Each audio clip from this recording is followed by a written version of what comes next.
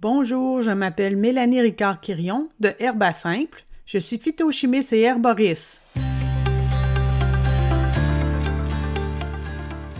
Pour ce tout premier vidéo, j'ai choisi un sujet tout simple pour me pratiquer. Je vais vous parler de 7 plantes médicinales qui sont également des plantes ornementales. Ce sont des suggestions qui pourraient transformer votre jardin en une cuisine saine et une pharmacie verte. Alors, au menu, il y a l'achillée millefeuille, la camomille allemande, la mélisse, la calendule, la guimauve, le basilic sacré et l'ortie. La première, c'est l'achillée millefeuille, une plante vraiment très précieuse à avoir au jardin. On l'appelle communément l'herbe à dinde, ici au Québec. C'est une plante vivace qui est aussi comestible. Elle a un petit goût mentholé. Elle est très jolie au jardin. Elle fleurit une grande partie de l'été. Au centre jardin, vous allez en trouver avec des fleurs blanches, des fleurs roses et des fleurs jaunes. Vous pouvez choisir le coloris qui vous plaît et qui s'agence le mieux à votre plate-bande. Autant les feuilles que les fleurs sont médicinales. C'est une plante qu'on peut utiliser en urgence pour arrêter les saignements. Et en bain ou en infusion, elle fait baisser la fièvre et calme les crampes menstruelles. Elle stimule la transpiration pour ceux qui ont besoin d'éliminer, pour les cures détox. Et elle offre une sensation de fraîcheur aux personnes qui ont des bouffées de chaleur, comme les femmes en ménopause. On la recommande pour les maux de tête et les migraines. Et l'achillée, c'est une aide précieuse qu'on peut consommer dès les premiers signes de rhume et de grippe. En résumé, c'est une des plantes médicinales les plus précieuses à avoir sous la main, car j'aurais pu en dire beaucoup plus que cela. La deuxième est la camomille allemande. C'est une plante digestive et sédative. C'est une annuelle qui se ressème et qui adore le soleil. Si on taille le plant après la floraison, on peut récolter 2 à 3 fois pendant l'été. C'est la fleur médicinale la plus consommée en tisane, tout le monde la connaît. Mais avez-vous déjà bu une tisane de fleurs fraîches? Ça a un petit goût de jus de pomme, rien à voir avec les sachets de tisane que vous trouverez en magasin. Traditionnellement, on la consomme après les repas et en fin de journée pour aider la digestion et aussi pour apaiser le système nerveux. C'est une plante qui aide au sommeil. Elle convient autant aux adultes qu'aux jeunes enfants.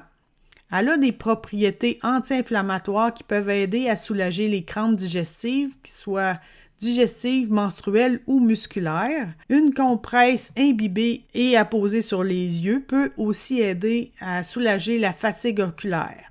La mélisse, parfois on l'appelle citronnelle parce qu'elle a un petit goût citronné.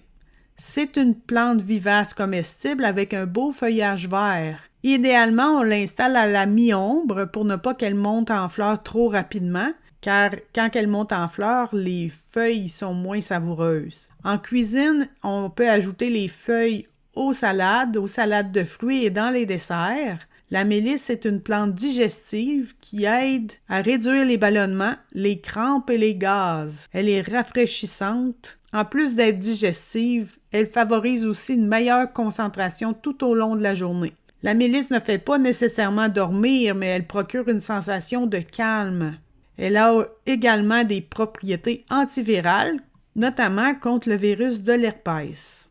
La calendule, c'est une super réparatrice pour les tissus. On l'appelle souvent le souci du jardin. Sa fleur, c'est comme un gros soleil orange qui illumine les plates-bandes. Il y a plusieurs fleurs par plant, alors elle donne un spectacle pendant tout l'été.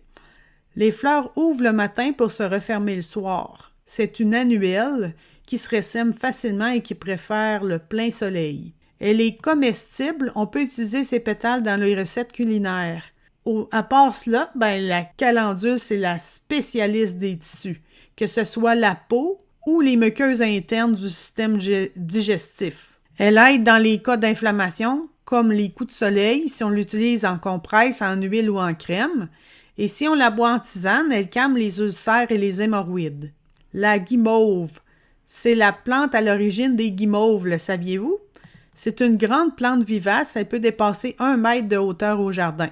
Alors on la place en arrière-plan ou pour délimiter une allée. Elle est recouverte d'un duvet très doux, alors les enfants auront du plaisir à la toucher. De juin à septembre, elle fleurit avec de très belles fleurs blanches, rosées et délicates qui s'épanouissent aux aisselles des feuilles. C'est une vivace qui produit plusieurs racines tendres. Toute la plante est comestible et les racines sont particulièrement intéressantes parce qu'elles peuvent être mangées comme des carottes ou utilisées pour faire un sirop pour les infections respiratoires. D'ailleurs, à l'origine, on utilisait la plante guimauve pour soulager la toux, parce que bu en tisane, elle rafraîchit et lubrifie le tube digestif. C'est une laxative très douce qui est très riche en fibres solubles. Le basilic sacré, la plante pour avoir l'esprit clair. On l'appelle aussi tulsi. Il nous vient de l'Inde. Puis en Asie, c'est une plante vivace, mais dans notre climat québécois, il se comporte plutôt comme une annuelle.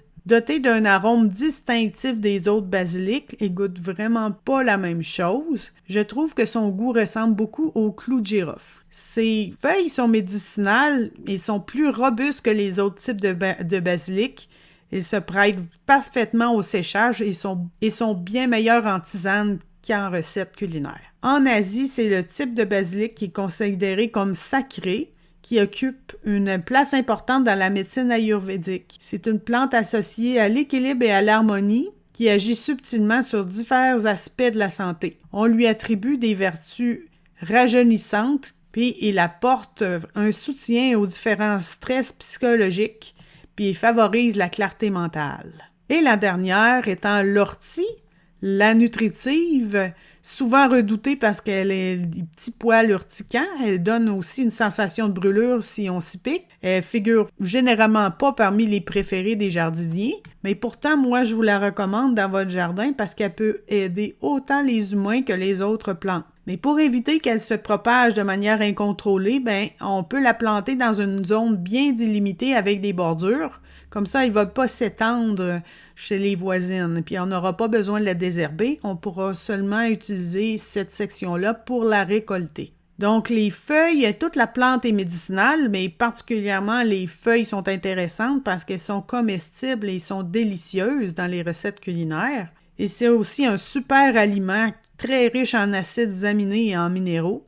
Elle peut être ajoutée au potage, aux omelettes, aux muffins et dans plusieurs recettes culinaires, comme un légume vert qui est très riche en calcium et en fer. En infusion, la tisane apporte de l'énergie tout en réduisant les symptômes allergiques. Elle est tonique, diurétique et dépurative. Et comme je vous mentionnais, on peut l'utiliser aussi pour aider les autres plantes du jardin. Il y a une recette traditionnelle de purin à pulvériser sur les autres plantes, mais on peut aussi simplement en faire une tisane concentrée qu'on peut arroser nos autres plantes d'intérieur et nos légumes avec. Vous allez voir, votre jardin en sortira reverdi. Alors, après cette brève présentation, est-ce qu'il y en a une parmi les 7 plantes que j'ai nommées que vous pensez implanter dans votre jardin cette année? Écrivez-moi un petit commentaire sur mon blog et abonnez-vous à ma chaîne YouTube pour ne pas manquer mes prochaines vidéos.